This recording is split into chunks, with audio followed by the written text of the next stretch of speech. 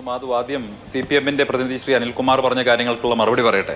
അദ്ദേഹം സത്യത്തിൽ അനിൽകുമാർ അഡ്വക്കേറ്റ് ആണെന്നാണ് ഞാൻ കരുതുന്നത്. പക്ഷെ അദ്ദേഹം ഈ രീതിയിലാണ് കേസുകൾ വാദിക്കുന്നതെങ്കിൽ അദ്ദേഹത്തിൻ്റെ കക്ഷികളുടെ കാര്യം ഓർത്ത് എനിക്ക് സഹതപിക്കാനേ സാധിക്കുള്ളൂ. കാരണം അദ്ദേഹം പറഞ്ഞ കാര്യങ്ങൾ മുഴുവൻ വാട്സപ്പിൽ നിന്ന് ചുരണ്ടി കിട്ടിയിട്ടുള്ള തെറ്റായിട്ടുള്ള വിവരങ്ങളുടെ അടിസ്ഥാനത്തിലും അതല്ലെങ്കിൽ ഭാഗികമായിട്ട് തെറ്റായിട്ടുള്ള കാര്യങ്ങളുടെ അടിസ്ഥാനത്തിലുമാണ് അദ്ദേഹം പല കാര്യങ്ങളും പറഞ്ഞിട്ടുള്ളത്. ഉദാഹരണത്തിന് അദ്ദേഹം പറഞ്ഞു പുൽവാമ അറ്റാക്കിന് ശേഷം പാകിസ്ഥാൻ കമ്പനിയിൽ നിന്ന് പണം വാങ്ങി എന്ന് പറഞ്ഞു.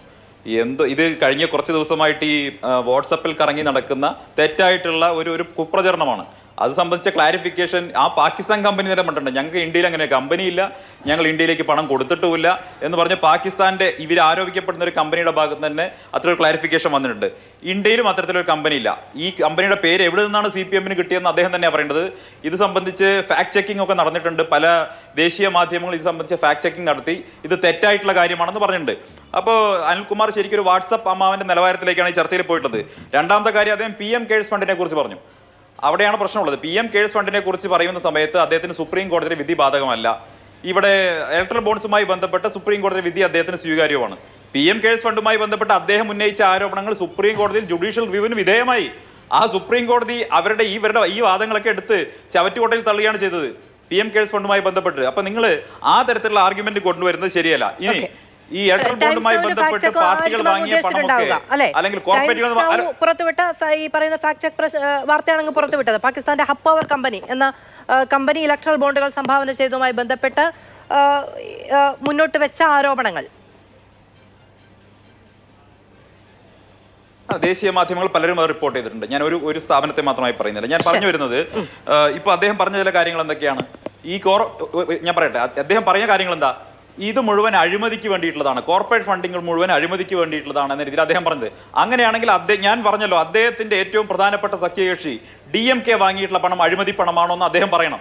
DMKക്ക് ഈ ഇലക്ട്രൽ ബോണ്ട് വഴിക്ക് കിട്ടിയിട്ടുള്ള കോടാനുകോടി രൂപ അത് അഴിമതി പണമാണോ എന്ന് സംബന്ധിച്ച് മറുപടി പറയേണ്ടത് അനിൽകുമാറാണ്. അങ്ങനെയാണെങ്കിൽ നിങ്ങൾ വാങ്ങിയ പണം ഇലക്ട്രൽ ബോണ്ടിൽ നിന്ന് കിട്ടിയിട്ടുള്ള പണമല്ല എന്ന് തെളിയിക്കാൻ എന്ത് രേഖയാണ് നിങ്ങളുടെ അടുത്തുള്ളത്? നിങ്ങൾ DMKയുടെ കയ്യിൽ നിന്ന് പണം വാങ്ങിയിട്ടുണ്ടോ ഇല്ലയോ? DMKയുടെ കയ്യിൽ നിന്ന് നിങ്ങൾ 25 കോടി രൂപ കേരളത്തിലെ ഇടതുപക്ഷക്കാർ വാങ്ങിയിട്ടുണ്ടോ ഇല്ലയോ? ഇടതുപക്ഷ പാർട്ടികൾ വാങ്ങിയോ ഇല്ലയോ? പണം വാങ്ങിയെന്നുള്ള വ്യക്തമാണല്ലോ. ഉത്തരത്തിന് വേണ്ടി പോകാം. ആ DMKയുടെ പണം വാങ്ങിയോ ഇല്ലയോ എന്ന് പറയണം. അനിൽകുമാർ, പച്ചക്കള്ളം കേരളത്തിലെ ഇടതുപക്ഷം DMKയുടെ കയ്യിൽ നിന്ന് 25 കോടി വാങ്ങി എന്ന് പറയുന്ന പച്ചക്കള്ളല്ലേ? നിങ്ങൾക്ക് ഇന്ന ദിവസം തലേ മുണ്ടിട്ടേ നടക്കാൻ പറ്റുള്ളൂ. അതിന് നിങ്ങൾ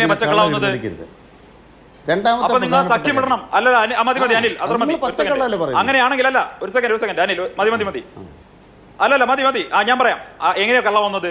ഇലക്ഷൻ കമ്മീഷന് മുന്നിൽ നിങ്ങളുടെ സഖ്യകക്ഷിയായിട്ടുള്ള DMK കൊടുത്ത അഫിഡവിറ്റിലാണ് നിങ്ങൾക്ക് പണം തന്നു എന്ന് പറയുന്നത്.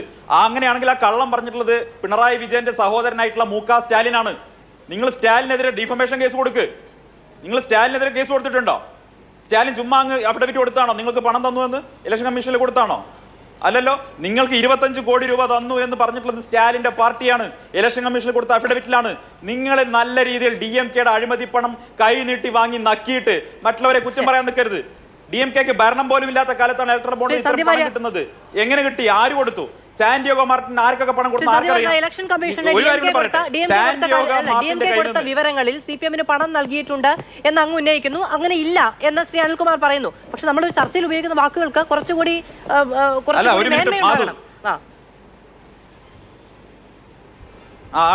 ഒരു സെക്കൻഡ് ഞാൻ പൂർത്തിയാക്കട്ടെ.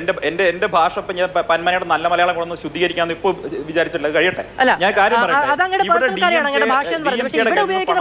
ഞാൻ പറഞ്ഞോട്ടെ.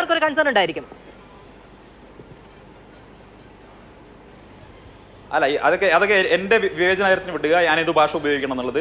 ഇവർ വാങ്ങിയിട്ടുള്ള പണം എന്ന് പറയുന്നത് DMKയുടെ അഴിമതി പണമാണ്. ഇനി DMKക്ക് കിട്ടിയ 91% DMKയുടെ ഫണ്ട് വന്നിട്ടുള്ളത് എങ്ങനെയാണ്? ഇലക്ട്രൽ ബോണ്ട് വഴിക്കാണ്. 91%. BJPയുടെ 51% ഉള്ളൂ. രാജ്യം ഭരിക്കുന്ന പാർട്ടിയാണെന്ന് ആലോചിക്കണം. 17% സംസ്ഥാനങ്ങൾ ഭരണമുള്ള പാർട്ടിയാണെന്ന് ആലോചിക്കണം. ആ പാർട്ടിയുടെ 51% ഫണ്ടിങ് മാത്രമാണ് ഇലക്ട്രൽ ബോണ്ട് വഴിക്കുള്ളത്. ഇവരുടെ DMKക്ക് കിട്ടിയിട്ടുള്ളത് 91% ഇലക്ട്രൽ ബോണ്ട് വഴിക്കാണ്. അതിൽ നിന്നാണ് 25 കോടി ഇവർ കൈനീട്ടി വാങ്ങിയിട്ടുള്ളത്. അവർക്ക് ആകെ കിട്ടിയിട്ടുള്ള പണത്തിൽ നിന്ന് 25 കോടി കൈനീട്ടി വാങ്ങിയത് ഇടതുപക്ഷ പാർട്ടികളാ. അത് ഇലക്ഷൻ കമ്മീഷൻ കൊടുത്ത അഫിഡവിറ്റാ. അതെങ്ങനെ ഇല്ല നുണയാന്ന് പറയും? അങ്ങനെയാണെങ്കിൽ ഇവർ ഡിഫമേഷൻ ആർക്കെതിരെ കൊടുക്കണം? ഈ രാജ്യത്തെ മുഴുവൻ മാധ്യമങ്ങൾ റിപ്പോർട്ട് ചെയ്തുള്ള കാര്യമല്ല ഞാൻ പറയുന്നത്. ഞാൻ തെറ്റായിട്ടുള്ള കാര്യമാണോ പറയുന്നത്? ഇനി ഒരു കാര്യം കൂടി, ഒരു ചില കാര്യം കൂടി പറയട്ടെ. പാകിസ്ഥാൻ കമ്പനിയുടെ കാര്യം പറഞ്ഞു, പച്ച നുണയല്ലേ പറഞ്ഞത്? അനില്, പാകിസ്ഥാൻ കമ്പനിയുടെ കാര്യം പറഞ്ഞത് പുൽവാമ അറ്റാക്കിന്റെ സമയത്ത് പാകിസ്ഥാൻകാരിൽ നിന്ന് പണം വാങ്ങി എന്നൊക്കെ ഇങ്ങനെ പച്ചക്കള്ളം ചാനലിൽ നിന്ന് വിളിച്ചു പറയാൻ, വാട്സപ്പിൽ നിന്ന് കിട്ടുന്ന വിവരങ്ങൾ എടുത്ത് വിളിച്ചു പറയാൻ നാണോ ഉണ്ടോ? അടുത്ത കാര്യം എന്താ അദ്ദേഹം പറഞ്ഞത്? സാന്റിയാഗോ മാർട്ടിന്റെ കാര്യം പറഞ്ഞു. നോക്കൂ, സാന്റിയാഗോ മാർട്ടിന്റെ കയ്യിൽ നിന്ന് 2 കോടി രൂപ ദേശാഭിമാനി വാങ്ങിയത് എന്താണ്? നിങ്ങൾ എന്തിനാ പണം വാങ്ങിയത്? ദേശാഭിമാനി 2 കോടി രൂപ, അന്ന് പ്ലെയിൻ ബോണ്ടായിരുന്നു, നിങ്ങൾ പണം വാങ്ങി. അവസാനം വിവാദം ഉണ്ടായപ്പോൾ ഗത്യന്തരമില്ലാതെ പണം തിരിച്ചു കൊടുക്കേണ്ടി വന്നു. ഫാരിസ് അബൂബക്കർ നിങ്ങൾക്ക് എന്തിനാ പണം തന്നിട്ടുള്ളത്? സാന്റിയാഗോ മാർട്ടിൻ നിങ്ങൾക്ക് എന്തിനാ പണം തന്നിട്ടുള്ളത്? നിങ്ങൾ ഈ നാട്ടിൽ പിരിക്കുന്ന പണം, അദ്ദേഹം ബക്കറ്റ് പിരിവിനെയാണ് വലുതായി കാണിക്കുന്നത്. ബക്കറ്റ് പിരിവ് ശരിയാണ്, അവർക്ക് താല്പര്യം ബക്കറ്റ് പിരിവാ, കാരണം കണക്ക് കൊടുക്കേണ്ട, രസീത് പോലും ഇല്ല. ബക്കറ്റ് പിരിവാണ് അവർക്ക് താല്പര്യം. ഒരു കയ്യും കണക്കും ഇല്ലാതെ പണം പിരിക്കാനാണ് CPM താല്പര്യം. കള്ളപ്പണം ഇടപാട് നടത്താനാണ് അവർ താല്പര്യം.